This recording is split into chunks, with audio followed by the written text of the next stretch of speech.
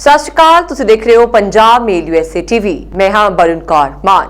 ਖਬਰਾਂ ਦੇ ਬ੍ਰਿਟਨ ਵਿੱਚ ਤੁਹਾਡਾ ਸਵਾਗਤ ਹੈ। ਪੇਸ਼ ਨੇ ਪਹਿਲਾਂ ਚੁਣਵੀਆਂ ਖਬਰਾਂ। ਅਮਰੀਕੀ ਸੰਸਦ ਵਿੱਚ ਹਿੰਸਾ ਦੀ ਜਾਂਚ ਤੇ ਟਰੰਪ ਦੀ ਪਾਰਟੀ ਦੋ ਫਾੜ। 35 ਸੰਸਦ ਮੈਂਬਰਾਂ ਨੇ ਡੈਮੋਕ੍ਰੇਟ ਨਾਲ ਰਲ ਕੇ ਪਾਰਟੀ ਲਾਈਨ ਤੋਂ ਹਟ ਕੇ ਦਿੱਤੀ ਵੋਟ। ਇਜ਼ਰਾਈਲ ਤੇ ਫਿਲਿਸਤੀਨ ਵਿਚਾਲੇ ਜਗਬੰਦੀ, ਦੁਨੀਆ ਨੇ ਲਿਆ ਸੁੱਖ ਦਾ ਸਾਹ। ਇਮਰਾਨ ਦੀ ਪਾਰਟੀ 'ਚ ਫੁੱਟ, 31 ਸੰਸਦਾਂ ਨੇ ਬਣਾਇਆ ਵੱਖਰਾ ਸਮੂਹ। 24 ਘੰਟੇ ਦੌਰਾਨ ਦੁਨੀਆ ਵਿੱਚ 15,000 ਮੌਤਾਂ ਹੋਈਆਂ ਕਰੋਨਾ ਦੇ ਨਾਲ। ਕੈਨੇਡੀਅਨ ਸਿਟੀਜ਼ਨਸ਼ਿਪ ਦੀ ਉਡੀਕ ਕਰ ਰਹੇ ਨੇ 3.11 ਲੱਖ ਪ੍ਰਵਾਸੀ। ਓਨਟਾਰੀਓ ਨੇ ਕੌਮਾਂਤਰੀ ਵਿਦਿਆਰਥੀਆਂ ਲਈ ਕੱਢਿਆ ਪਹਿਲਾ ਡਰਾਅ। ਪੇਸ਼ ਨੇ ਹੁਣ ਖਬਰਾਂ ਵਿਸਥਾਰ ਨਾਲ।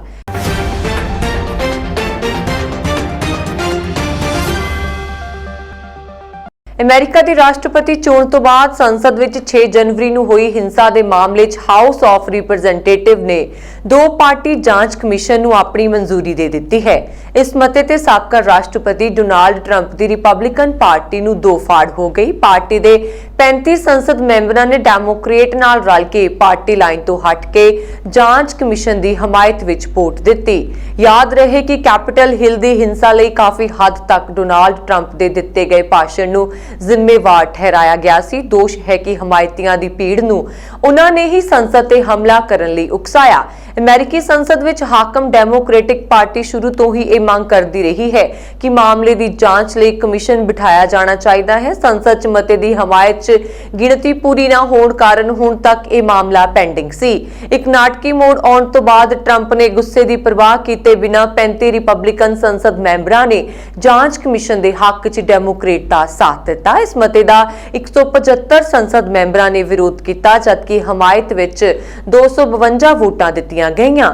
ਮਤੇ ਨੂੰ ਸੈਨੇਟ 'ਚ ਮਨਜ਼ੂਰੀ ਲਈ ਭੇਜ ਦਿੱਤਾ ਗਿਆ ਹੈ। ਇੱਥੇ ਵੀ ਹਾਕਮ ਪਾਰਟੀ ਦੀ ਰਾਹ ਆਸਾਨ ਨਹੀਂ ਹੈ। ਸੈਨੇਟ 'ਚ 10 ਰਿਪਬਲਿਕਨ ਮੈਂਬਰਾਂ ਦਾ ਜਾਂਚ ਕਮਿਸ਼ਨ ਸਥਾਪਿਤ ਕਰਨ ਦੀ ਹਮਾਇਤ 'ਚ ਵੋਟ ਪਾਉਣਾ ਜ਼ਰੂਰੀ ਹੋਵੇਗਾ। ਟਰੰਪ ਦੀ ਪਾਰਟੀ ਦੇ 3 ਸੰਸਦ ਮੈਂਬਰਾਂ ਕਾਟਕੋ, ਫਰੈਡ ਅਪਟੋਨ ਤੇ ਪੀਟਰ ਮੇਜ਼ੇਰ ਮਤੇ ਦੀ ਹਮਾਇਤ 'ਚ ਖੁੱਲ੍ਹ ਕੇ ਸੰਸਦ 'ਚ ਬੋਲੇ। ਇਹਨਾਂ ਤਿੰਨਾਂ ਸੰਸਦ ਮੈਂਬਰਾਂ ਨੇ ਕੈਪੀਟਲ ਹਿੱਲ 'ਚ ਹਿੰਸਾ ਦੀ ਸਖਤ ਆਲੋਚਨਾ ਵੀ ਕੀਤੀ। ਸੈਨੇਟ ਤੋਂ ਮਤਾ ਪਾਸ ਹੋਣ ਤੋਂ ਬਾਅਦ ਜਾਂਚ ਕਮਿਸ਼ਨ 'ਚ ਗੈਰ ਸੰਸਦ ਮੈਂਬਰਾਂ 'ਚੋਂ ਦੋਵੇਂ ਪਾਰਟੀਆਂ ਵੱਲੋਂ 5 ਕਮਿਸ਼ਨਰ ਨਿਯੁਕਤ ਕੀਤੇ ਜਾਣਗੇ। ਇਸ ਕਮਿਸ਼ਨ ਦਾ ਚੇਅਰਮੈਨ ਡੈਮੋਕ੍ਰੈਟਿਕ ਪਾਰਟੀ ਬਣਾਏਗੀ, ਜਦਕਿ ਵਾਈਸ ਚੇਅਰਮੈਨ ਰਿਪਬਲਿਕਨ ਪਾਰਟੀ ਨਿਯੁਕਤ ਕਰੇਗੀ। ਕਮਿਸ਼ਨ ਨੂੰ ਇਸ ਸਾਲ ਦੇ ਅੰਤ ਤੱਕ ਰਿਪੋਰਟ ਦੇਣੀ ਪਵੇਗੀ। ਇਜ਼ਰਾਈਲ ਨੂੰ US ਦੇ ਦਬਾਅ ਦਾ ਸਾਹਮਣਾ ਕਰਨਾ ਪਿਆ ਅਤੇ ਉਸਨੇ ਗਾਜ਼ਾ ਪੱਟੀ ਵਿੱਚ 11 ਦਿਨਾਂ ਲਈ ਆਪਣੇ ਸੈਨਿਕ ਅਭਿਆਨ ਨੂੰ ਇੱਕ ਪਾਸੜ ਰੋਕਣ ਲਈ ਸਹਿਮਤੀ ਦਿੱਤੀ ਹੈ। ਦੂਜੇ ਪਾਸੇ ਅਮਰੀਕਾ ਵਿੱਚ ਵਾਈਟ ਹਾਊਸ ਦੇ ਪ੍ਰੈਸ ਸਕੱਤਰ ਜੇਨ ਸਾਕੀ ਨੇ ਇਸ ਘਟਨਾ ਨੂੰ ਉਤਸ਼ਾਹਜਨਕ ਦੱਸਿਆ। ਇਜ਼ਰਾਈਲ ਮੀਡੀਆ ਦੇ ਅਨੁਸਾਰ ਪ੍ਰਧਾਨ ਮੰਤਰੀ ਬੈਂਜਾਮਿਨ ਦੀ ਪ੍ਰਧਾਨਗੀ ਵਿੱਚ ਹੋਈ ਸੁਰੱਖਿਆ ਕੈਬਨਿਟ ਦੀ ਬੈਠਕ ਵਿੱਚ ਇਸ ਫੈਸਲੇ ਨੂੰ ਮਨਜ਼ੂਰੀ ਦਿੱਤੀ ਗਈ। ਜ਼ਿਕਰਯੋਗ ਹੈ ਕਿ ਹਮਾਸ ਦੇ ਇੱਕ ਟਾਪ ਕਮਾਂਡਰ ਨੇ ਸ਼ੁੱਕਰਵਾਰ ਤੱਕ ਜਗਬੰਦੀ ਦੀ ਉਮੀਦ ਸੀ। ਹਮਾਸ ਦੇ ਇੱਕ ਸੀਨੀਅਰ ਰਾਜਨੀਤਿਕ ਅਧਿਕਾਰੀ ਮੂਸਾ ਅਬੂ ਮਰਜ਼ੂਕ ਨੇ ਇੱਕ ਲਿਬਨਾਨੀ ਟੀਵੀ ਨੂੰ ਕਿਹਾ, ਮੈਨੂੰ ਲੱਗਦਾ ਹੈ ਕਿ ਆਪਸੀ ਸਹਿਮਤੀ ਨਾਲ 1-2 ਦਿਨਾਂ ਤੱਕ ਚੱਲ ਰਹੀਆਂ ਜਗਬੰਦੀ ਦੀਆਂ ਕੋਸ਼ਿਸ਼ਾਂ ਸਫਲ ਹੋਣਗੀਆਂ। ਮੈਨੂੰ ਉਮੀਦ ਹੈ ਕਿ ਜਗਬੰਦੀ ਲਈ ਸਮਝੌਤਾ ਹੋ ਸਕਦਾ ਹੈ। ਮਿਸਰ ਦੇ ਇੱਕ ਸੂਤਰ ਨੇ ਕਿਹਾ ਕਿ ਵਿਚੋਲਗੀ ਵਾਲੇ ਦੇਸ਼ਾਂ ਦੀ ਮਦਦ ਨਾਲ ਦੋਵੇਂ ਧਿਰਾਂ ਨੇ ਜਗਬੰਦੀ ਤੇ ਸਹਿਮਤੀ ਜਤਾਈ ਹੈ। ਇਸ ਤੋਂ ਪਹਿਲਾਂ ਵੀਰਵਾਰ ਨੂੰ ਇਜ਼ਰਾਈਲ ਤੇ ਫਿਰ ਤੋਂ ਗਾਜ਼ਾ ਪੱਟੀ ਵਿੱਚ ਹਮਾਸ ਵਿਰੁੱਧ ਹਵਾਈ ਹਮਲੇ ਕੀਤੇ। ਇੱਕ ਫਿਲਸਤੀਨੀ ਮਾਰਿਆ ਗਿਆ ਅਤੇ ਕਈ ਜ਼ਖਮੀ ਹੋ ਗਏ। ਇਜ਼ਰਾਈਲ ਸੈਨਾ ਨੇ ਕਿਹਾ ਕਿ ਗਾਜ਼ਾ ਦੇ ਖਾਨ ਯੂਨਿਸ ਅਤੇ ਰਾਫ ਇਲਾਕਿਆਂ ਵਿੱਚ ਹਮਾਸ ਦੇ 3 ਕਮਾਂਡਰਾਂ ਦੇ ਘਰਾਂ ਨੂੰ ਨਿਸ਼ਾਨਾ ਬਣਾਇਆ ਗਿਆ। ਇਸ ਤੋਂ ਇਲਾਵਾ ਇੱਕ ਸੈਨਿਕ ਢਾਂਚੇ ਦੇ ਨਾਲ ਇੱਕ ਹਥਿਆਰਾਂ ਦੇ ਭੰਡਾਰ ਨੂੰ ਵੀ ਨਿਸ਼ਾਨਾ ਬਣਾਇਆ ਗਿਆ। ਪਾਕਿਸਤਾਨ ਵਿੱਚ ਪ੍ਰਧਾਨ ਮੰਤਰੀ ਇਮਰਾਨ ਖਾਨ ਦੀਆਂ ਮੁਸ਼ਕਿਲਾਂ ਲਗਾਤਾਰ ਵਧਦੀਆਂ ਜਾ ਰਹੀਆਂ ਨੇ। ਪਹਿਲਾਂ ਉਹਨਾਂ ਲਈ ਵਿਰੋਧੀ ਦਲ ਹੀ ਪਰੇਸ਼ਾਨੀ ਦਾ ਕਾਰਨ ਸੀ, ਪਰ ਹੁਣ ਇਮਰਾਨ ਦੀ ਆਪਣੀ ਪਾਰਟੀ 'ਚ ਦਰਾੜ ਪੈ ਗਈ ਹੈ। ਜਾਣਕਾਰੀ ਮੁਤਾਬਕ ਇੱਕ ਵੱਡਾ ਧੜਾ ਉਹਨਾਂ ਤੋਂ ਅਸੰਤੁਸ਼ਟ ਹੋ ਗਿਆ। ਇਸ ਧੜੇ ਨੇ ਆਪਣਾ ਵੱਖਰਾ ਸਮੂਹ ਬਣਾ ਲਿਆ। ਇਹੀ ਨਹੀਂ, ਸੰਸਦ ਵਿੱਚ ਧੜੇ ਨੇ ਆਪਣੇ ਨੇਤਾ ਦੀ ਵੀ ਚੋਣ ਕਰ ਲਈ। ਸੱਤਾਧਾਰੀ ਦਲ ਤਹਿਰੀਕ-ਏ-ਇਨਸਾਫ ਪਾਰਟੀ ਦੀ ਸਰਕਾਰ ਤੋਂ ਅਸੰਤੁਸ਼ਟ 31 ਸਾਂਸਦਾਂ ਨੇ ਜਹਾਂਗੀਰ ਖਾਨ ਤਾਰੀਨ ਦੀ ਅਗਵਾਈ ਵਿੱਚ ਪਾਰਟੀ ਤੋਂ ਵੱਖ ਸਮੂਹ ਬਣਾ ਲਿਆ। ਇਹ ਸਾਂਸਦ ਆਪਣੀ ਰਣਨੀਤੀ ਖੁਦ ਹੀ ਤਿਆਰ ਕਰਨਗੇ। ਇੱਕ ਰਿਪੋਰਟ ਮੁਤਾਬਕ ਸੰਸਦ ਵਿੱਚ ਉਹਨਾਂ ਦੇ ਨੇਤਾ ਰਾਜਾ ਰਿਆਜ਼ ਹੋਣ ਹੋਣਗੇ। ਪੰਜਾਬ ਵਿਧਾਨ ਸਭਾ ਵਿੱਚ ਸਈਦ ਅਕਬਰ ਨਵਾਨੀ ਪਾਰਟੀ ਦੇ ਅਸੰਤੁਸ਼ਟ ਵਿਧਾਇਕਾਂ ਦੀ ਅਗਵਾਈ ਕਰਨਗੇ। ਅਸੰਤੁਸ਼ਟ ਨੇਤਾ ਤਾਰੀਨ ਦੇ ਇੱਕ ਕਰੀਬੀ ਨੇ ਦੱਸਿਆ ਕਿ 18 ਮਈ ਨੂੰ ਤਾਰੀਨ ਦੀ ਰਿਹਾਇਸ਼ ਤੇ ਇੱਕ ਦਾਵਤ ਵਿੱਚ ਸਾਰੇ ਅਸੰਤੁਸ਼ਟ 31 ਸਾਂਸਦ ਸ਼ਾਮਲ ਹੋਏ ਸਨ। ਇੱਥੇ ਪੰਜਾਬ ਵਿਧਾਨ ਸਭਾ ਦੇ ਪਾਰਟੀ ਵਿਧਾਇਕ ਵੀ ਮੌਜੂਦ ਸਨ। ਦਾਵਤ ਦੌਰਾਨ ਰਸਮੀ ਤੌਰ ਤੇ ਵੱਖਰਾ ਸਮੂਹ ਬਣਾਉਣ ਦੀ ਘੋਸ਼ਣਾ ਕੀਤੀ ਗਈ। ਨਾਲ ਹੀ ਇਹ ਵੀ ਤੈਅ ਕੀਤਾ ਗਿਆ ਕਿ ਅਸੰਤੁਸ਼ਟਾਂ ਦੇ ਨੇਤਾ ਜਹਾਂਗੀਰ ਖਾਨ ਤਾਰੀਨ ਦੇ ਖਿਲਾਫ ਦਰਜ ਕੀਤੇ ਗਏ ਨਵੇਂ ਮਾਮਲਿਆਂ ਨੂੰ ਲੈ ਕੇ ਸੰਘਰਸ਼ ਕੀਤਾ ਜਾਵੇਗਾ। ਮੰਨਿਆ ਜਾ ਰਿਹਾ ਹੈ ਕਿ ਪਾਰਟੀ ਦੇ ਇਹ ਸਾਂਸਦ ਕਿਸੇ ਵੀ ਮਾਮਲੇ ਵਿੱਚ ਸੰਸਦ ਵਿੱਚ ਆਪਸੀ ਰਾਏ ਅਤੇ ਰਸਤਾ ਖੁਦ ਹੀ ਤੈਅ ਕਰਨਗੇ। ਅਜਿਹੀ ਸਥਿਤੀ ਵਿੱਚ ਇਮਰਾਨ ਨੂੰ ਹੁਣ ਦੋ ਪਾਸੀ ਮੋਰਚੇ ਦਾ ਸਾਹਮਣਾ ਕਰਨਾ ਹੋਵੇਗਾ। ਮਜ਼ਬੂਤ ਵਿਰੋਧੀ ਧਿਰ ਹੀ ਨਹੀਂ ਸਗੋਂ ਪਾਰਟੀ ਦੇ ਸਾਂਸਦ ਵੀ ਉਹਨਾਂ ਦੀ ਖਿਲਾਫਤ ਕਰਨਗੇ। ਦੁਨੀਆ ਭਰ ਵਿੱਚ ਕਰੋਨਾ ਦੇ ਮਾਮਲਿਆਂ ਵਿੱਚ ਕਮੀ ਦੇਖੀ ਜਾ ਰਹੀ ਹੈ। ਬੀਤੇ ਦਿਨ ਦੁਨੀਆ ਵਿੱਚ ਲਗਭਗ 6 ਲੱਖ ਲੋਕਾਂ 'ਚ ਕਰੋਨਾ ਦੀ ਪੁਸ਼ਟੀ ਹੋਈ। ਇਸ ਦੌਰਾਨ 15,000 ਲੋਕਾਂ ਦੀ ਕਰੋਨਾ ਕਾਰਨ ਮੌਤ ਹੋ ਗਈ। ਲਗਾਤਾਰ ਵੱਧਦੀ ਮੌਤ ਦਾ ਅੰਕੜਾ ਦੁਨੀਆ ਭਰ ਦੇ ਲਈ ਚਿੰਤਾ ਦਾ ਸਬਬ ਬਣਿਆ ਹੋਇਆ ਹੈ।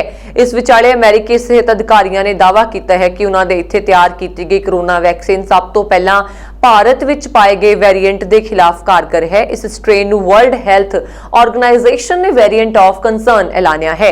ਅਮਰੀਕੀ ਰਾਸ਼ਟਰਪਤੀ ਬਾਈਡਨ ਦੇ ਚੀਫ ਐਡਵਾਈਜ਼ਰ ਅਤੇ ਅਮਰੀਕੀ national institute of allergy and infection disease ਦੇ ਡਾਇਰੈਕਟਰ ਡਾਕਟਰ ਐਂਥਨੀ ਫੌਚੀ ਨੇ ਦੱਸਿਆ ਕਿ ਮੌਜੂਦਾ ਦੌਰ ਵਿੱਚ ਉਪਲਬਧ ਵੈਕਸੀਨ ਜਿਨ੍ਹਾਂ ਦੀ ਅਸੀਂ ਵਰਤੋਂ ਕਰ ਰਹੇ ਹਾਂ, ਜਿਨ੍ਹਾਂ ਦੇ ਬਾਰੇ ਅਸੀਂ ਗੱਲ ਕਰ ਰਹੇ ਹਾਂ, ਉਹ ਘੱਟ ਤੋਂ ਘੱਟ ਆਸ਼ੰਕ ਤੌਰ ਤੇ ਸ਼ਾਇਦ ਕਾਫੀ ਹੱਦ ਤੱਕ ਸੁਰੱਖਿਆਤਮਕ ਹੋਣਗੇ। ਡਾਟਾ ਸਾਨੂੰ ਦੱਸਦਾ ਹੈ ਕਿ ਸਾਡੀ ਵੈਕਸੀਨ ਦੇ ਜ਼ਰੀਏ ਦੋਵੇਂ ਵੇਰੀਐਂਟ B617 ਅਤੇ V1618 ਨੂੰ ਖਤਮ ਕੀਤਾ ਗਿਆ ਹੈ। ਭਾਰਤ ਵਿੱਚ ਪਿਛਲੇ 3 ਦਿਨਾਂ ਤੋਂ ਕਰੋਨਾ ਮਾਮਲੇ ਬੇਸ਼ੱਕ ਹੀ 3 ਲੱਖ ਤੋਂ ਘੱਟ ਆ ਰਹੇ ਹਨ, ਲੇਕਿਨ ਮੌਤਾਂ ਦਾ ਅੰਕੜਾ ਡਰਾਉਣ ਵਾਲਾ ਹੈ। ਬੀਤੇ 24 ਘੰਟੇ ਵਿੱਚ ਭਾਰਤ ਵਿੱਚ 4,525 ਮਰੀਜ਼ਾਂ ਨੇ ਜਾਨ ਗਵਾਈ। ਇਸ ਦੌਰਾਨ ਕਰੋਨਾ ਮਾਮਲਿਆਂ ਦੀ ਗਿਣਤੀ 3 ਲੱਖ ਤੋਂ ਘੱਟ ਹੋਵੇ, ਲੇਕਿਨ ਮੌਤਾਂ ਦੇ ਅੰਕੜਿਆਂ ਨੇ ਸਾਰੇ ਰਿਕਾਰਡ ਤੋੜ ਦਿੱਤੇ। ਭਾਰਤ ਵਿੱਚ 19 ਸੂਬਿਆਂ ਵਿੱਚ ਪੂਰਨ ਲਾਕਡਾਊਨ ਜਿਹੀਆਂ ਪਾਬੰਦੀਆਂ ਹਨ। ਇਨ੍ਹਾਂ ਵਿੱਚ ਹਿਮਾਚਲ ਪ੍ਰਦੇਸ਼, ਹਰਿਆਣਾ, ਦਿੱਲੀ, ਰਾਜਸਥਾਨ, ਉੱਤਰ ਪ੍ਰਦੇਸ਼, ਬਿਹਾਰ, ਝਾਰਖੰਡ, ਛੱਤੀਸਗੜ੍ਹ, ਉੜੀਸਾ, ਮੱਧ ਪ੍ਰਦੇਸ਼, ਮਹਾਰਾਸ਼ਟਰ ਤੇ ਹੋਰ ਕਈ ਰਾਜ ਸ਼ਾਮਲ ਨੇ। ਕੈਨੇਡੀਅਨ ਸਿਟੀਜ਼ਨ ਬਣਨ ਦੀ ਉਡੀਕ ਕਰ ਰਹੇ ਪ੍ਰਵਾਸੀਆਂ ਦੀ ਗਿਣਤੀ ਲੱਖਾਂ ਵਿੱਚ ਪਹੁੰਚ ਗਈ ਹੈ। ਜਨਵਰੀ ਦੇ ਅੰਤ ਤੱਕ 3,11,000 ਤੋਂ ਵੱਧ ਪ੍ਰਵਾਸੀ ਸਿਟੀਜ਼ਨਸ਼ਿਪ ਪ੍ਰਕਿਰਿਆ ਦੇ ਲਈ ਮੁਕੰਮਲ ਕਰਨ ਲਈ ਕਤਾਰ ਵਿੱਚ ਲੱਗੇ ਹੋਏ ਹਨ। ਇਨ੍ਹਾਂ ਵਿੱਚੋਂ 1 ਲੱਖ ਤੋਂ ਵੱਧ ਅਜਿਹੇ ਜਿਨ੍ਹਾਂ ਦਾ ਉਡੀਕ ਸਮਾਂ 13 ਮਹੀਨੇ ਤੋਂ 18 ਮਹੀਨੇ ਤੱਕ ਪਹੁੰਚ ਗਿਆ, ਜਦਕਿ ਤਕਰੀਬਨ 1,004 ਸਾਲ ਤੋਂ ਕੈਨੇਡੀਅਨ ਨਾਗਰਿਕਤਾ ਮਿਲਣ ਦਾ ਇੰਤਜ਼ਾਰ ਕਰ ਰਹੇ ਹਨ। CBC ਦੀ ਰਿਪੋਰਟ ਵਿੱਚ ਭਾਰਤੀ ਮੂਲ ਦੀ ਮੀਨਾਕਸ਼ੀ ਦੀ ਮਿਸਾਲ ਪੇਸ਼ ਕੀਤੀ ਗਈ ਹੈ, ਜੋ 10 ਸਾਲ ਪਹਿਲਾਂ ਕੈਨੇਡਾ ਆਈ ਸੀ ਅਤੇ ਇਸ ਵੇਲੇ ਓਨਟਾਰੀਓ ਦੇ ਲੰਡਨ ਸ਼ਹਿਰ ਵਿੱਚ ਰਹਿ ਰਹੀ ਹੈ। ਓਨਟਾਰੀਓ ਸਰਕਾਰ ਵੱਲੋਂ ਕੌਮਾਂਤਰੀ ਵਿਦਿਆਰਥੀਆਂ ਲਈ ਕੱਢੇ ਪਹਿਲੇ ਡਰਾ ਤਹਿਤ 138 ਜਾਣਿਆਂ ਨੂੰ ਪ੍ਰੋਵਿੰਸ਼ੀਅਲ ਨੋਮਿਨੀ ਪ੍ਰੋਗਰਾਮ ਅਧੀਨ ਅਰਜ਼ੀਆਂ ਦਾਖਲ ਕਰਨ ਦਾ ਸੱਦਾ ਦਿੱਤਾ ਗਿਆ। ਓਨਟਾਰੀਓ ਇਮੀਗ੍ਰੈਂਟ ਨੋਮਿਨੀ ਪ੍ਰੋਗਰਾਮ ਵਿੱਚ ਵਿਦੇਸ਼ੀ ਧਰਤੀ ਤੇ ਮੌਜੂਦ ਵਿਦਿਆਰਥੀ ਵੀ ਸ਼ਾਮਲ ਹੋ ਸਕਦੇ ਨੇ, ਜਿਨ੍ਹਾਂ ਨੂੰ ਸੂਬੇ ਦੇ ਕਿਸੇ ਇੰਪਲਾਇਰ ਦੁਆਰਾ ਨੌਕਰੀ ਦੀ ਪੇਸ਼ਕਸ਼ ਕੀਤੀ ਗਈ ਹੋਵੇ ਅਤੇ ਉਹਨਾਂ ਨੇ ਕੈਨੇਡਾ ਸਰਕਾਰ ਤੋਂ ਮਾਨਤਾ ਪ੍ਰਾਪਤ ਵਿਦਿਅਕ ਸੰਸਥਾ ਤੋਂ ਪੜ੍ਹਾਈ ਕੀਤੀ ਹੋਵੇ। ਸੂਬਾ ਸਰਕਾਰ ਵੱਲੋਂ ਦਿਲਚਸਪੀ ਦਾ ਪ੍ਰਗਟਾਵਾ ਕਰਨ ਵਾਲਿਆਂ ਵਿੱਚੋਂ ਅੰਕਾਂ ਦੇ ਆਧਾਰ ਤੇ ਉਮੀਦਵਾਰਾਂ ਦੀ ਚੋਣ ਕੀਤੀ ਜਾਂਦੀ ਹੈ ਅਤੇ ਉਮੀਦਵਾਰਾਂ ਦਾ ਘੱਟੋ-ਘੱਟ EOI ਸਕੋਰ 77 ਹੋਣਾ ਚਾਹੀਦਾ ਹੈ। ਓਨਟਾਰੀਓ ਦੇ ਪ੍ਰੋਵਿੰਸ਼ੀਅਲ ਨੋਮਿਨੀ ਪ੍ਰੋਗਰਾਮ ਅਧੀਨ ਅਰਜ਼ੀ ਦਾਖਲ ਕਰਨ ਦੇ ਇੱਛਕ ਕੌਮਾਂਤਰੀ ਵਿਦਿਆਰਥੀ ਵਾਸਤੇ ਸੂਬਾ ਸਰਕਾਰ ਦੀ ਵੈਬਸਾਈਟ ਤੇ ਐਕਸਪ੍ਰੈਸ਼ਨ ਆਫ ਇੰਟਰਸਟ ਪ੍ਰੋਫਾਈਲ ਦਰਜ ਕਰਵਾਉਣੀ ਲਾਜ਼ਮੀ ਹੈ। ਬਰਤਾਨੀਆ ਦੇ ਪ੍ਰਧਾਨ ਮੰਤਰੀ ਬੋਰਿਸ ਜੌਨਸਨ ਦੇ ਕੋਵਿਡ ਇਨਫੈਕਟਡ ਹੋਣ ਤੇ ICU 'ਚ ਉਹਨਾਂ ਦਾ ਧਿਆਨ ਰੱਖਣ ਵਾਲੀ ਨਰਸ ਨੇ ਸਰਕਾਰ ਦੀਆਂ ਗਲਤ ਨੀਤੀਆਂ ਦੀ ਆਲੋਚਨਾ ਕਰਦੇ ਹੋਏ ਆਪਣੇ ਅਹੁਦੇ ਤੋਂ ਅਸਤੀਫਾ ਦੇ ਦਿੱਤਾ ਹੈ। ਨਰਸ ਦਾ ਕਹਿਣਾ ਹੈ ਕਿ ਸਰਕਾਰ ਇਸ ਡਰਾਉਣੀ ਜਾਨਲੇਵਾ ਮਹਾਮਾਰੀ 'ਚ ਸਹੀ ਤਰੀਕੇ ਨਾਲ ਕੰਮ ਨਹੀਂ ਕਰ ਰਹੀ। ਉਹਨਾਂ ਨੇ ਕਿਹਾ ਕਿ ਨਰਸਾਂ ਨੂੰ ਆਪਣੇ ਅਣਥੱਕ ਯੋਗਦਾਨ ਲਈ ਨਾ ਤਾਂ ਸਨਮਾਨ ਮਿਲ ਰਿਹਾ ਹੈ ਅਤੇ ਨਾ ਹੀ ਉਹਨਾਂ ਨੂੰ ਸਹੀ ਤਨਖਾਹ ਦਿੱਤੀ ਜਾ ਰਹੀ ਹੈ। ਮੂਲ ਰੂਪ 'ਚ ਨਿਊਜ਼ੀਲੈਂਡ ਦੀ ਰਹਿਣ ਵਾਲੀ ਜੇਨੀ ਮੇਕਗੀ ਨੇ ਵੀਰਵਾਰ ਨੂੰ ਦਾਅਵਾ ਕੀਤਾ ਕਿ ਬਰਤਾਨੀਆ 'ਚ ਹੁਣ ਤੱਕ 1.20 ਲੱਖ ਜਾਨਾਂ ਇਸ ਆਲਮੀ ਮਹਾਮਾਰੀ ਕਾਰਨ ਜਾ ਚੁੱਕੀਆਂ ਨੇ। ਉਹਨਾਂ ਨੇ ਕਿਹਾ ਕਿ ਇਸ ਸਾਲ ਉਹਨਾਂ ਦੇ ਕੈਰੀਅਰ ਦਾ ਸਭ ਤੋਂ ਔਖਾ ਸਾਲ ਹੈ। ਉਹਨਾਂ ਨੇ ਕਿਹਾ ਕਿ ਅਜਿਹੇ ਸਮੇਂ 'ਚ ਅਸੀਂ ਇਹ ਨਹੀਂ ਕਹਿ ਸਕਦੇ ਹਾਂ ਕਿ ਹੁਣ ਸਾਡੇ ਕੋਲ ਹੋਰ ਕੀ ਬਚਿਆ ਹੈ। ਰਾਸ਼ਟਰੀ ਸਿਹਤ ਸੇਵਾ ਨੂੰ ਦੇਣ ਲਈ ਸਾਨੂੰ ਉਹ ਸਨਮਾਨ ਤੇ ਹੁਣ ਉਨੀ ਤਨਖਾਹ ਨਹੀਂ ਮਿਲ ਰਹੀ ਜਿਹੜੀ ਮਿਲਣੀ ਚਾਹੀਦੀ ਹੈ। ਇਹਨਾਂ ਸਾਰੀਆਂ ਗੱਲਾਂ ਤੋਂ ਪਰੇਸ਼ਾਨ ਹੋ ਕੇ ਮੈਂ ਅਸਤੀਫਾ ਦੇ ਦਿੱਤਾ ਹੈ। ਚੇਤੇ ਰਹੇ ਕਿ ਬਰਤਾਨੀਆ ਦੀ ਸਰਕਾਰ ਨੇ ਇਸ ਸਾਲ NHS ਸਟਾਫ ਲਈ 1% ਤਨਖਾਹ ਵਧਾਉਣ ਦੀ ਤਜਵੀਜ਼ ਰੱਖੀ ਹੈ।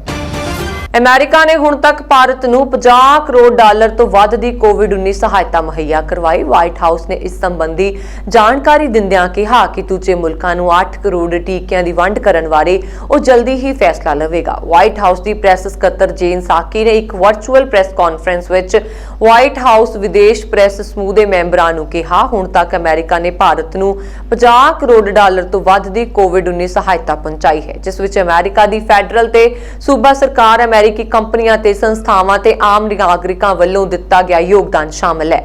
ਉਹਨਾਂ ਨੇ ਕਿਹਾ ਕਿ ਬਾਈਡਨ ਪ੍ਰਸ਼ਾਸਨ ਹੁਣ ਹੋਰ ਦੱਖਣ ਏਸ਼ੀਆਈ ਮੁਲਕਾਂ ਨੂੰ ਸਹਾਇਤਾ ਦੇਣ ਸੰਬੰਧੀ ਕੰਮ ਕਰ ਰਿਹਾ ਹੈ ਜੋ ਕੋਵਿਡ-19 ਮਹਾਮਾਰੀ ਤੋਂ ਪ੍ਰਭਾਵਿਤ ਨੇ। ਉਹਨਾਂ ਕਿਹਾ, ਅਸੀਂ ਹਵਾਈ ਮਾਰਗ ਰਾਹੀਂ 7 ਖੇਪਾਂ ਭੇਜੀਆਂ ਜਿਨ੍ਹਾਂ ਵਿੱਚ ਮੈਡੀਕਲ ਰਾਹਤ ਸਮੱਗਰੀ ਸ਼ਾਮਲ ਹੈ।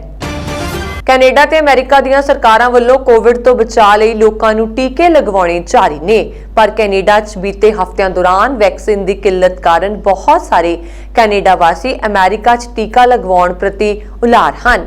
ਅਜਿਹੇ 'ਚ ਕੈਨੇਡਾ ਸਰਕਾਰ ਨੇ ਡਾਕਟਰ ਦੀ ਸਿਫਾਰਿਸ਼ ਮਗਰੋਂ ਅਮਰੀਕਾ ਤੋਂ ਟੀਕਾ ਲਗਵਾਉਣ ਦੀ ਖੁੱਲ੍ਹ ਵੀ ਦੇ ਦਿੱਤੀ ਸੀ, ਪਰ ਮਿਲੀ ਜਾਣਕਾਰੀ ਅਨੁਸਾਰ ਅਧਿਕਾਰੀ ਉਹਨਾਂ ਕੈਨੇਡਾ ਵਾਸੀਆਂ ਨੂੰ ਵਾਪਸ ਮੋੜ ਰਹੇ ਹਨ ਜਿਨ੍ਹਾਂ ਕੋਲ ਸਿਰਫ ਟੀਕਾ ਲਗਵਾਉਣ ਲਈ ਉੱਥੇ ਜਾਣ ਦਾ ਪ੍ਰੋਗਰਾਮ ਹੁੰਦਾ ਹੈ। ਅਮਰੀਕੀ ਕਸਟਮਜ਼ ਅਧਿਕਾਰੀਆਂ ਨੇ ਸਪਸ਼ਟ ਕੀਤਾ ਹੈ ਕਿ ਸਰਕਾਰ ਵੱਲੋਂ ਲਗਾਈਆਂ ਗਈਆਂ ਰੋਕਾਂ ਕਾਰਨ ਦੋਵਾਂ ਦੇਸ਼ਾਂ ਵਿਚਕਾਰ ਸਿਰਫ ਜ਼ਰੂਰੀ ਕਾਰਨਾਂ ਕਰਕੇ ਹੀ ਆਵਾਜਾਈ ਸੰਭਵ ਹੈ ਅਤੇ ਅਮਰੀਕਾ 'ਚ ਟੀਕਾ ਲਗਵਾਉਣਾ ਜ਼ਰੂਰੀ ਕੰਮ ਨਹੀਂ, ਕਿਉਂਕਿ ਕੈਨੇਡਾ 'ਚ ਟੀਕੇ ਲਗਵਾਏ ਜਾ ਸਕਦੇ ਨੇ। ਇਹ ਵੀ ਕਿ ਕਿਸੇ ਹੋਰ ਕਾਰਨ ਕਰਕੇ ਅਮਰੀਕਾ 'ਚ ਪੁੱਜੇ ਹੋਏ ਵਿਦੇਸ਼ੀ ਲੋਕ ਟੀਕੇ ਲਗਵਾ ਕੇ ਵਤਨ ਪਰਤ ਸਕਦੇ ਹਨ। ਅਮਰੀਕਾ ਦੀ ਨਿਊਯਾਰਕ ਸਿਟੀ ਵਿੱਚ ਲੁੱਟ ਦੇ ਇਰਾਦੇ ਨਾਲ ਜਨਰਲ ਸਟੋਰ ਚਲਾਉਣ ਵਾਲੇ ਗੁਜਰਾਤੀ ਕਾਰੋਬਾਰੀ ਦੀ ਹੱਤਿਆ ਕਰ ਦਿੱਤੀ। ਮ੍ਰਿਤਕ ਕਿੰਸ਼ੁਕ ਪਟੇਲ ਆਨੰਦ ਦੇ ਭਾਦਰਨਾ ਪਿੰਡ ਦੇ ਰਹਿਣ ਵਾਲੀ ਸੀ। ਪੁਲਿਸ ਨੇ ਸੀਸੀਟੀਵੀ ਫੁਟੇਜ ਰਾਹੀਂ 2 ਕਾਲਿਆਂ ਦੀ ਪਛਾਣ ਕੀਤੀ ਹੈ ਜਿਨ੍ਹਾਂ ਨੇ ਮੰਗਲਵਾਰ ਰਾਤ ਵਾਰਦਾਤ ਨੂੰ ਅੰਜਾਮ ਦਿੱਤਾ ਸੀ। 35 ਸਾਲਾ ਕਿੰਸ਼ੁਕ ਨਿਊਯਾਰਕ ਵਿੱਚ ਪਿਤਾ, ਪਤਨੀ ਅਤੇ 2 ਪੁੱਤਰਾਂ ਨਾਲ ਰਹਿੰਦੇ ਸੀ। ਇੱਕ ਬੇਟੇ ਦੀ ਉਮਰ 4 ਸਾਲ ਅਤੇ ਦੂਜੇ ਬੇਟੇ ਦੀ ਉਮਰ 6 ਮਹੀਨੇ ਹੈ।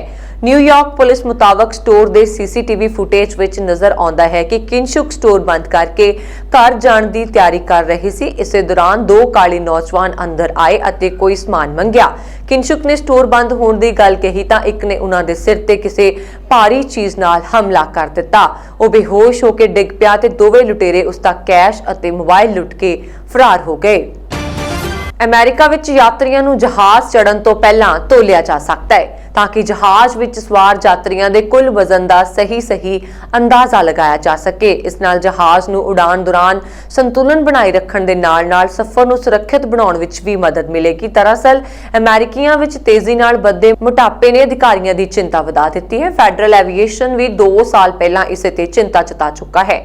ਉਸਨੇ ਸਰਕੂਲਰ ਵੀ ਜਾਰੀ ਕੀਤਾ ਸੀ ਜਿਸ ਵਿੱਚ 에ਅਰਲਾਈਨਜ਼ ਨੂੰ ਵਜ਼ਨ ਅਤੇ ਸੰਤੁਲਨ ਦੀ ਸਮੱਸਿਆ ਨੂੰ ਦੂਰ ਕਰਨ ਲਈ ਕਿਹਾ ਗਿਆ ਸੀ। ਇਸ ਦੇ ਪਿੱਛੇ ਜਹਾਜ਼ ਤੇ ਓਵਰਲੋਡ ਹੋਣ ਦਾ ਵੀ ਡਰ ਹੈ। ਅਮਰੀਕਾ ਵਿੱਚ ਮੋਟਾਪੇ ਦੀ ਦਰ ਕਰੀਬ 43% ਹੈ, ਜਾਨੀਦਾਰ ਕਰੀਬ 4 ਲੋਕ ਮੋਟੇ ਹਨ। ਅਜਿਹੇ ਵਿੱਚ ਯਾਤਰਾ ਨਿਯਮਾਂ ਦੀ ਸਮੀਖਿਆ ਕੀਤੀ ਜਾਵੇਗੀ। ਹੁਣ 에ਅਰਪੋਰਟ ਦੇ ਗੇਟ ਤੇ ਹੀ ਯਾਤਰੀਆਂ ਦਾ ਵਜ਼ਨ ਚੈੱਕ ਕੀਤਾ ਜਾਵੇਗਾ ਅਤੇ ਉਸ ਤੋਂ ਬਾਅਦ ਹੀ ਤੈਅ ਹੋਵੇਗਾ ਕਿ ਯਾਤਰਾ ਕਰ ਸਕਦੇ ਹਨ ਜਾਂ ਨਹੀਂ। ਹਾਲਾਂਕਿ ਇਸ ਦੇ ਲਈ ਸਾਰੇ ਯਾਤਰੀਆਂ ਦਾ ਵਜ਼ਨ ਨਹੀਂ ਹੋਵੇਗਾ ਬਲਕਿ ਅੰਦਾਜ਼ੇ ਤੋਂ ਕਰੀਬ 15% ਯਾਤਰੀਆਂ ਦੇ ਨਾਲ ਅਜਿਹਾ ਹੋ ਸਕਦਾ ਹੈ। ਇਸ ਨੂੰ ਪੂਰੀ ਤਰ੍ਹਾਂ ਗੁਪਤ ਰੱਖਿਆ ਜਾਵੇਗਾ। 에ਅਰਲਾਈਨਜ਼ ਵੱਲੋਂ ਵਜ਼ਨ ਦਾ ਸਰਵੇਖਣ ਹਰ 3 ਸਾਲ ਜਾਂ 36 ਮਹੀਨੇ ਵਿੱਚ ਹੋ ਸਕਦਾ ਹੈ। ਪੁਰਾਣੇ ਨਿਯਮਾਂ ਦੇ ਮੁਤਾਬਕ ਇੱਕ ਯਾਤਰੀ ਦਾ ਵਜ਼ਨ ਗਰਮੀਆਂ ਵਿੱਚ ਜ਼ਿਆਦਾ ਤੋਂ ਜ਼ਿਆਦਾ 77 ਕਿਲੋ ਅਤੇ ਸਰਦੀਆਂ ਵਿੱਚ ਜ਼ਿਆਦਾ ਤੋਂ ਜ਼ਿਆਦਾ 79 ਕਿਲੋ ਮੰਨਿਆ ਗਿਆ ਸੀ। ਨਵੇਂ ਨਿਯਮਾਂ ਵਿੱਚ ਇਸ ਨੂੰ 90 ਅਤੇ 95 ਕਿਲੋ ਕੀਤਾ ਗਿਆ, ਪਰ ਕੋਈ ਫਰਕ ਨਹੀਂ ਪਿਆ। ਉੱਡਣੇ ਸਿੱਖ ਵਜੋਂ ਜਾਣੇ ਜਾਂਦੇ ਮਹਾਨ ਭਾਰਤੀ ਤੇਜ਼ ਦੌੜਾਕ ਮਿਲਖਾ ਸਿੰਘ ਦੀ ਕੋਰੋਨਾ ਵਾਇਰਸ ਰਿਪੋਰਟ ਪੋਜ਼ਿਟਿਵ ਆਈ ਹੈ। ਉਹ ਚੰਡੀਗੜ੍ਹ ਸਥਿਤ ਆਪਣੀ ਰਿਹਾਇਸ਼ ਤੇ ਇਕਾਂਤਵਾਸ 'ਚ ਹਨ। ਜਾਣਕਾਰੀ ਮੁਤਾਬਕ 91 ਸਾਲਾ ਮਿਲਖਾ ਸਿੰਘ ਵਿੱਚ ਕੋਰੋਨਾ ਦੇ ਕੋਈ ਲੱਛਣ ਨਹੀਂ ਹਨ। ਮਿਲਖਾ ਸਿੰਘ ਨੇ ਦੱਸਿਆ, ਸਾਡੇ ਕੁਝ ਹੈਲਪਰ ਪੋਜ਼ਿਟਿਵ ਮਿਲੇ ਹਨ ਤੇ ਲਿਹਾਜ਼ਾ ਪਰਿਵਾਰ ਦੇ ਸਾਰੇ ਮੈਂਬਰ ਵੀ ਜਾਂਚ ਕਰਵਾਈ ਗਈ ਹੈ। ਸਿਰਫ ਮੇਰਾ ਨਤੀਜਾ ਹੀ ਪੋਜ਼ਿਟਿਵ ਆਇਆ ਹੈ ਤੇ ਮੈਂ ਹੈਰਾਨ ਹਾਂ। ਉਹਨਾਂ ਨੇ ਕਿਹਾ ਕਿ ਉਹ ਪੂਰੀ ਤਰ੍ਹਾਂ ਠੀਕ ਹਨ ਤੇ ਕੋਈ ਬੁਖਾਰ ਜਾਂ ਖਾਂਸੀ ਨਹੀਂ। ਉਹਨਾਂ ਦੇ ਡਾਕਟਰ ਨੇ ਦੱਸਿਆ ਕਿ ਉਹ 3-4 ਦਿਨ ਵਿੱਚ ਠੀਕ ਹੋ ਜਾਣਗੇ। ਉਹਨਾਂ ਦੇ ਪਰਿਵਾਰ ਦਾ ਕੋਈ ਹੋਰ ਮੈਂਬਰ ਪੋਜ਼ਿਟਿਵ ਨਹੀਂ ਮਿਲਿਆ। ਸਰੀ ਦੇ ਰਾਇਲ ਕੈਨੇਡੀਅਨ ਮਾਊਂਟੇਡ ਪੁਲਿਸ ਨੇ ਕਈ ਕੇਸਾਂ ਵਿੱਚ ਲੋੜੀਂਦੇ ਗੈਂਗਸਟਰ ਨਸੀਮ ਮੁਹੰਮਦ ਦੀ ਭਾਲ ਲਈ ਇੱਕ ਵਾਰ ਫਿਰ ਲੋਕਾਂ ਦੀ ਮਦਦ ਮੰਗੀ ਹੈ, ਜੋ ਕਿ ਬ੍ਰਦਰਸ ਕੀਪਰਸ ਗਿਰੋਹ ਦਾ ਮੈਂਬਰ ਹੈ। ਸਰੀ RCMP ਦੀ ਅਧਿਕਾਰੀ ਕਾਰਪੋਰਲ ਵੈਨਿਸਾ ਮੁਨ ਨੇ ਕਿਹਾ ਕਿ 22 ਸਾਲਾ ਨਸੀਮ ਮੁਹੰਮਦ ਮੌਜੂਦਾ ਸਮੇਂ ਰਿਹਾਈ ਦੇ ਹੁਕਮਾਂ ਦੀ ਉਲੰਘਣਾ ਤੇ ਮਨਾਹੀ ਦੇ ਬਾਵਜੂਦ ਡਰਾਈਵਿੰਗ ਕਰਨ ਸਣੇ ਕਈ ਕਾਨੂੰਨਾਂ ਦੀ ਉਲੰਘਣਾ ਕਰਨ ਦੇ ਕੇਸ ਵਿੱਚ ਲੋੜਿੰਦਾ ਹੈ। ਮਹਿਲਾ ਪੁਲਿਸ ਅਧਿਕਾਰੀ ਨੇ ਕਿਹਾ ਕਿ ਨਸੀਮ ਹਾਲ ਹੀ ਚ ਲੋਅਰ ਮੇਨਲੈਂਡ ਵਿੱਚ ਹੋਈ ਗੈਂਗਵਾਰ ਵਿੱਚ ਸ਼ਾਮਲ ਹੈ ਅਤੇ ਉਸ ਤੇ ਪਹਿਲਾਂ ਨਸ਼ਾ ਤਸਕਰੀ ਕਰਨ ਦੇ ਦੋਸ਼ ਵੀ ਲੱਗ ਚੁੱਕੇ ਨੇ। ਇਸ ਲਈ ਪੁਲਿਸ ਨੇ ਉਸ ਦੀ ਭਾਲ ਲਈ ਲੋਕਾਂ ਤੋਂ ਮਦਦ ਮੰਗਦੇ ਹੋਏ ਉਸ ਤੋਂ ਸੁਚੇਤ ਰਹਿਣ ਦੀ ਸਲਾਹ ਦਿੱਤੀ ਹੈ। ਨਵੰਬਰ ਮਹੀਨੇ ਵਿੱਚ ਸਰੀ RCMP ਨੂੰ ਜਾਣਕਾਰੀ ਮਿਲੀ ਸੀ ਕਿ ਨਸੀਮ ਮੁਹੰਮਦ ਗੈਰ ਕਾਨੂੰਨੀ ਢੰਗ ਨਾਲ ਅਮਰੀਕਾ ਵਿੱਚ ਦਾਖਲ ਹੋ ਗਿਆ, ਪਰ ਮੌਜੂਦਾ ਸਮੇਂ 'ਚ ਉਸ ਦੇ ਟਿਕਾਣੇ ਦਾ ਕੋਈ ਪਤਾ ਨਹੀਂ ਲੱਗ ਰਿਹਾ। ਪੰਜਾਬ ਕਾਂਗਰਸ 'ਚ ਉੱਠਿਆ ਬਗਾਵਤ ਦਾ ਤੂਫਾਨ ਸ਼ਾਂਤ ਹੋਣ ਦਾ ਨਾਮ ਹੀ ਨਹੀਂ ਲੈ ਰਿਹਾ। ਪੰਜਾਬ ਕਾਂਗਰਸ ਦੇ ਇੰਚਾਰਜ ਹਰੀਸ਼ ਰਾਵਤ ਨੇ ਜਿੱਥੇ ਖੁਦ ਨੂੰ ਇਸ ਸਭ ਤੋਂ ਦੂਰ ਕਰ ਲਿਆ ਹੈ, ਉੱਥੇ ਸਾਬਕਾ ਮੰਤਰੀ ਨਵਜੋਤ ਸਿੱਧੂ ਨੇ ਮੁੱਖ ਮੰਤਰੀ ਕੈਪਟਨ ਅਮਰਿੰਦਰ ਸਿੰਘ ਨੂੰ ਚੁਣੌਤੀ ਦਿੰਦਿਆਂ ਇੱਕ ਵਾਰ ਫਿਰ ਟਵੀਟ ਕਰਕੇ ਵਿਧਾਇਕਾਂ ਅਤੇ ਕਾਂਗਰਸੀ ਆਗੂਆਂ ਨੂੰ ਪਾਰਟੀ ਵਿੱਚ ਚੱਲ ਰਹੀ ਲੜਾਈ ਬਾਰੇ ਦਿੱਲੀ ਹਾਈ ਕਮਾਨ ਨੂੰ ਜਾਣਕਾਰੀ ਦੇਣ ਦੀ ਸਲਾਹ ਦਿੱਤੀ ਹੈ। ਪੰਜਾਬ ਕਾਂਗਰਸ ਦੇ ਪ੍ਰਧਾਨ ਸੁਨੀਲ ਜਾਖੜ ਨੇ ਕੋਵਿਡ ਮਹਾਮਾਰੀ ਦੌਰਾਨ ਮੌਕਾ ਪ੍ਰਸਤੀ ਦੀ ਰਾਜਨੀਤੀ ਕਰਨ ਵਾਲੇ ਆਗੂਆਂ ਤੋਂ ਕਾਂਗਰਸੀ ਆਗੂਆਂ ਤੇ ਵਰਕਰਾਂ ਨੂੰ ਦੂਰ ਰਹਿਣ ਦੀ ਸਲਾਹ ਦਿੱਤੀ ਹੈ। ਜਾਖੜ ਨੇ ਵੀਰਵਾਰ ਨੂੰ ਪਾਰਟੀ ਦੇ ਸੰਗਠਨ ਇੰਚਾਰਜ KC ਨਾਲ ਗੱਲਬਾਤ ਕਰਕੇ ਪੂਰੇ ਘਟਨਾਕ੍ਰਮ ਤੋਂ ਜਾਣੂ ਕਰਵਾ ਦਿੱਤਾ। ਪਿਛਲੇ ਕਈ ਦਿਨਾਂ ਤੋਂ ਪੰਜਾਬ ਕਾਂਗਰਸ ਦੇ ਆਗੂਆਂ ਵਿੱਚ ਚੱਲ ਰਹੀ ਖਿੱਚੋਤਾਣ ਤੇ ਪਾਰਟੀ ਆਗੂਆਂ ਦੀ ਭੂਮਿਕਾ ਬਾਰੇ ਦੱਸਿਆ। ਜਾਖੜ ਨੇ ਰਾਜ ਸਭਾ ਮੈਂਬਰ ਪ੍ਰਤਾਪ ਸਿੰਘ ਬਾਜਵਾ ਵੱਲੋਂ 45 ਦਿਨਾਂ ਦਾ ਨੋਟਿਸ ਦੇਣ ਤੇ ਬਾਰ-ਬਾਰ ਭੜਕਾਊ ਬਿਆਨ ਦੇਣ ਬਾਰੇ ਜਾਣਕਾਰੀ ਦਿੱਤੀ। ਜਾਖੜ ਮੁਤਾਬਕ ਪੰਜਾਬ ਕਾਂਗਰਸ ਦੇ ਆਗੂਆਂ ਵਿੱਚ ਚੱਲ ਰਹੀ ਲੜਾਈ ਮੰਤਰੀਆਂ, ਵਿਧਾਇਕਾਂ ਤੇ ਕਾਂਗਰਸ ਸਰਕਾਰ ਦਾ ਅੰਦਰੂਨੀ ਮਾਮਲਾ ਹੈ, ਪਰ ਬਾਜਵਾ ਵੱਲੋਂ ਕੋਰੋਨਾ ਮਹਾਮਾਰੀ ਮੌਕੇ ਮੌਕਾ ਪ੍ਰਸਤੀ ਦੀ ਰਾਜਨੀਤੀ ਕੀਤੀ ਜਾ ਰਹੀ ਹੈ। ਕੋਵਿਡ-19 ਦੀ ਆਲਮੀ ਮਹਾਮਾਰੀ ਤੋਂ ਆਉਣ ਤੋਂ ਬਾਅਦ ਦੁਨੀਆ 'ਚ 9 ਲੋਕ ਨਵੇਂ ਅਰਬਪਤੀਆਂ ਦੀ ਸੂਚੀ 'ਚ ਸ਼ਾਮਲ ਹੋ ਗਏ ਨੇ। ਇਸ ਦਾ ਪੂਰਾ ਸਿਹਰਾ ਜਾਂਦਾ ਹੈ ਪੀਪਲਸ ਵੈਕਸੀਨ ਅਲਾਇੰਸ ਨੂੰ, ਜਿਸ ਦੇ ਏਕਾਧਿਕਾਰ ਤਹਿਤ ਕਰੋਨਾ ਵੈਕਸੀਨ ਬਣਾਉਣ ਵਾਲੀਆਂ ਫਾਰਮਾ ਕੰਪਨੀਆਂ ਅੰਨ੍ਹੇਵਾਹ ਮੁਨਾਫਾ ਕਮਾ ਰਹੀਆਂ ਨੇ। ਆਕਜ਼ੇਮ ਹੈਲਥ ਪੁਲਿਸ ਦੀ ਮੈਨੇਜਰ ਐਨਾ ਮੈਰੀਓਟ ਦਾ ਕਹਿਣਾ ਹੈ ਕਿ ਇਹ 9 ਨਵੇਂ ਅਰਬਪਤੀ ਉਸ ਵੱਡੇ ਮੁਨਾਫੇ ਦਾ ਮਨੁੱਖੀ ਚਿਹਰਾ ਹਨ ਜਿਹੜੇ ਕਈ ਫਾਰਮਾ ਕਾਰਪੋਰੇਸ਼ਨ ਕੋਵਿਡ-19 ਵੈਕਸੀਨ ਦੇ ਆਪਣੇ ਏਕਾਧਿਕਾਰ ਜ਼ਰੀਏ ਕਮਾ ਰਹੀਆਂ ਨੇ। ਕੋਵਿਡ-19 ਵੈਕਸੀਨ ਨਾਲ ਹੋਏ ਮੁਨਾਫੇ ਨੇ ਘੱਟੋ-ਘੱਟ 9 ਲੋਕਾਂ ਦੀ ਅਰਬਪਤੀ ਬਣਨ 'ਚ ਮਦਦ ਕੀਤੀ। ਨਾਲ ਹੀ ਵੈਕਸੀਨ ਤਕਨੀਕ ਨੇ ਫਾਰਮਾਸਿਊਟੀਕਲ ਕਾਰਪੋਰੇਸ਼ਨ ਦੇ ਇੱਕ ਅਧਿਕਾਰ ਕੰਟਰੋਲ ਨੂੰ ਖਤਮ ਕਰਨ ਦਾ ਵੀ ਸੱਦਾ ਦਿੱਤਾ। ਬਰਫ਼ ਦੀ ਖਾਨ ਅਖਵਾਉਂਦੇ ਅੰਟਾਰਕਟਿਕਾ ਨਾਲੋਂ ਬਰਫ਼ ਦਾ ਇੱਕ ਵੱਡਾ ਪਹਾੜ ਟੁੱਟ ਕੇ ਵੱਖਰਾ ਹੋ ਗਿਆ। ਇਸ ਨੂੰ ਦੁਨੀਆ ਦਾ ਸਭ ਤੋਂ ਵੱਡਾ ਬਰਫ਼ ਦਾ ਪਹਾੜ ਦੱਸਿਆ ਜਾ ਰਿਹਾ ਹੈ। ਇਹ ਪਹਾੜ 170 ਕਿਲੋਮੀਟਰ ਲੰਬਾ ਹੈ ਤੇ ਕਰੀਬ 25 ਕਿਲੋਮੀਟਰ ਚੌੜਾ। ਯੂਰਪੀ ਸਪੇਸ ਏਜੰਸੀ ਦੀਆਂ ਸੈਟੇਲਾਈਟ ਤਸਵੀਰਾਂ ਤੋਂ ਨਜ਼ਰ ਆ ਰਿਹਾ ਹੈ ਕਿ ਅੰਟਾਰਕਟਿਕਾ ਦੇ ਪੱਛਮੀ ਹਿੱਸੇ 'ਚ ਸਥਿਤ ਰੋਨੇ ਆਈਸ ਸ਼ੈਲਫ ਨਾਲੋਂ ਇਹ ਵੱਡਾ ਕਾਰੀ ਬਰਫ਼ ਦਾ ਟੁਕੜਾ ਟੁੱਟਿਆ ਹੈ। ਇਸ ਬਰਫ਼ ਦੇ ਪਹਾੜ ਦੇ ਟੁੱਟਣ ਨਾਲ ਦੁਨੀਆ 'ਚ ਦਹਿਸ਼ਤ ਦਾ ਮਾਹੌਲ ਹੈ। ਹੁਣ ਇਹ ਵੈਡਲ ਸਮੁੰਦਰ ਵਿੱਚ ਤੈਰ ਰਿਹਾ ਹੈ। ਇਸ ਦਾ ਪੂਰਾ ਆਕਾਰ 4320 ਕਿਲੋਮੀਟਰ ਹੈ। ਇਹ ਦੁਨੀਆ ਦਾ ਸਭ ਤੋਂ ਵੱਡਾ ਬਰਫ਼ ਦਾ ਪਹਾੜ ਬਣ ਗਿਆ ਹੈ। ਇਸ ਨੂੰ A76 ਨਾਂ ਦਿੱਤਾ ਗਿਆ ਹੈ। ਇਸ ਬਰਫ਼ ਦੇ ਪਹਾੜ ਦੇ ਟੁੱਟਣ ਦੀ ਤਸਵੀਰ ਯੂਰਪੀ ਯੂਨੀਅਨ ਦੇ ਸੈਟੇਲਾਈਟ ਧਰਤੀ ਦੇ ਧਰੁਵੀ ਇਲਾਕੇ ਤੇ ਨਜ਼ਰ ਰੱਖਦਾ ਹੈ। ਬ੍ਰਿਟੇਨ ਦੀ ਅੰਟਾਰਕਟਿਕਾ ਸਰਵੇਖਣ ਟੀਮ ਨੇ ਸਭ ਤੋਂ ਪਹਿਲਾਂ ਇਸ ਬਰਫ਼ ਦੇ ਪਹਾੜ ਦੇ ਟੁੱਟਣ ਬਾਰੇ ਦੱਸਿਆ ਸੀ। ਪਟਿਆਲਾ ਜ਼ਿਲ੍ਹੇ ਵਿੱਚ ਹੁਣ ਤੱਕ ਬਲੈਕ ਫੰਗਸ ਦੇ 8 ਸ਼ੱਕੀ ਕੇਸ ਸਾਹਮਣੇ ਆ ਚੁੱਕੇ ਹਨ ਅਤੇ ਸਿਹਤ ਵਿਭਾਗ ਵੱਲੋਂ ਬਲੈਕ ਫੰਗਸ ਨੂੰ ਨੋਟੀਫਾਈਏਬਲ ਡਿਸੀਜ਼ ਐਲਾਨਿਆ ਗਿਆ ਹੈ। ਇਸ ਦੇ ਐਪੀਡੈਮਿਕ ਡਿਸੀਜ਼ ਦੇ ਤੌਰ ਤੇ ਨੋਟੀਫਾਈ ਹੋਣ ਕਾਰਨ ਪੰਜਾਬ ਸਰਕਾਰ ਵੱਲੋਂ ਇਸ ਦੇ ਨਿਰੀਖਣ ਅਤੇ ਇਲਾਜ ਸੰਬੰਧੀ ਭਾਰਤ ਸਰਕਾਰ ਵੱਲੋਂ ਦਿੱਤੇ ਨਿਰਦੇਸ਼ਾਂ ਦੀ ਪਾਲਣਾ ਕਰਨ ਦੇ ਦਿਸ਼ਾ ਨਿਰਦੇਸ਼ ਜਾਰੀ ਕੀਤੇ ਹਨ। ਇਸ ਸੰਬੰਧੀ civil surgeon doctor Satinder Singh ਨੇ ਜ਼ਿਲ੍ਹੇ ਦੇ ਪ੍ਰਾਈਵੇਟ ਹਸਪਤਾਲਾਂ ਦੇ ਡਾਕਟਰਾਂ ਨੂੰ ਕੋਵਿਡ-19 ਦੇ ਮਰੀਜ਼ ਜੋ ਕਿ ਇਲਾਜ ਅਧੀਨ ਹਨ ਜਾਂ ਕੋਵਿਡ ਤੋਂ ਠੀਕ ਹੋਏ ਹਨ, ਬਲੈਕ ਫੰਗਸ ਦੇ ਲੱਛਣ ਪਾਏ ਜਾਣ ਤੇ ਸ਼ੱਕੀ ਅਤੇ ਪੁਸ਼ਟੀ ਵਾਲੇ ਕੇਸਾਂ ਦੀ ਜਾਣਕਾਰੀ ਦਫ਼ਤਰ ਸਿਵਲ ਸਰਜਨ ਵਿਖੇ IDSP ਸ਼ਾਖਾ ਨੂੰ ਈਮੇਲ ਰਾਹੀਂ ਭੇਜਣਾ ਯਕੀਨੀ ਬਣਾਉਣ ਲਈ ਕਿਹਾ ਗਿਆ ਹੈ। ਸਿਵਲ ਸਰਜਨ ਨੇ ਆਮ ਜਨਤਾ ਨੂੰ ਅਪੀਲ ਕੀਤੀ ਹੈ ਕਿ ਇਸ ਬਿਮਾਰੀ ਸੰਬੰਧੀ ਗੈਰ ਪ੍ਰਮਾਣਿਤ ਜਾਣਕਾਰੀ ਜਾਂ ਝੂਠੀਆਂ ਅਫਵਾਹਾਂ ਨਾ ਫੈਲਾਉਣ। ਇਹ ਸਨ ਹੁਣ ਤੱਕ ਦੀਆਂ ਖਬਰਾਂ। ਮੈਨੂੰ ਵਰੁਣ ਕੌਰ ਮਾਨ ਨੂੰ ਦਿਓ ਆਗਿਆ। ਬਣੇ ਰਹੋ ਪੰਜਾਬ ਮੇਲ USA TV ਦੇ ਨਾਲ ਤੇ ਹੋਰ ਖਬਰਾਂ ਦੇ ਲਈ ਸਾਡਾ YouTube ਚੈਨਲ ਪੰਜਾਬ ਮੇਲ USA TV ਇਸ ਨੂੰ ਸਬਸਕ੍ਰਾਈਬ ਕਰਨਾ ਨਾ ਭੁੱਲਣਾ। ਸਤਿ ਸ਼੍ਰੀ ਅਕਾਲ।